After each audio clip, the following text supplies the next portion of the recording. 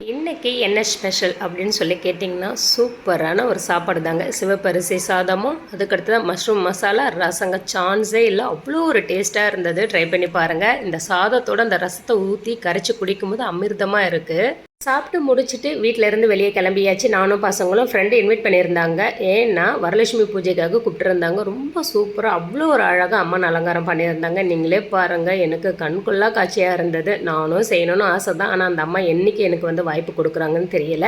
பார்க்கலாம். கண்டிப்பா வந்து ஃப்யூச்சர்ல ஒரு நாள் நானும் இத வந்து செய்வேன். கொஞ்சம் இட வசதி கம்மியா இருக்கு அப்படிங்கிறதுனால தான் நான் வந்து அத இன்னும் செய்யாம இருக்கிறேன். ரொம்ப ரொம்ப ஆசையா இருந்தது. இப்பலாம் கடவுள் நமக்கு வந்து அந்த வழிய எப்ப காமிக்கிறாங்கன்னு தெரியல. ஏன்னா, இந்த மாதிரி விஷயங்கள்லாம் செய்றதுக்கு பெண்களுக்கு ரொம்ப பொறுமை முக்கியம், பக்தி முக்கியம். ரொம்ப ரொம்ப அத வந்து அழகா அனுசரிச்சு நம்ம ரசிச்சு வந்து பூஜைகள் எல்லாமே செய்யணும். அப்பதான் சாமி வந்து நம்ம வீட்ல குடிக்கொள்ளும் இல்லைங்களா? பார்க்கறதுக்கே இவ்வளோ ஒரு அழகா இருக்கு பாருங்க. எனக்கு கடவுள பார்த்தாலே கண் கலங்க ஆரம்பிச்சுருவேன். தாம்பூலம் குடுத்துட்டு நானும் தாம்பூலம் வாங்கிட்டு வந்துட்டேன்.